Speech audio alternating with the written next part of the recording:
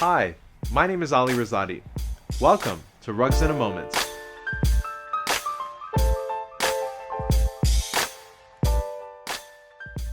Many antique rugs are family heirlooms, passed down from generation to generation. And just like any family heirloom, they hold sentimental value.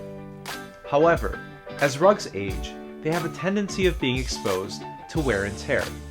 And this exposure to damage over time may render a sentimental rug useless. Sometimes even the cost to repair such a piece would exceed the value of the rug itself.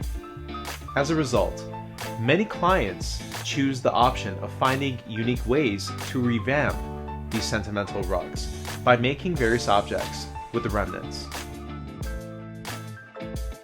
Pillows are probably the most popular and decorative alternative towards using sentimental remnants. Soft and plush, they are easy to sew on top of pillow covers, and they provide a nice touch on top of sofas, chairs, and beds. Another unique transformation of a sentimental rug is using its remnants on an ottoman. The beauty behind an ottoman is the mobility of its placement. It can go in any setting, and can be easily moved around in a room, or even from one room to another. Probably the most difficult alteration is using an antique remnant with an antique chest.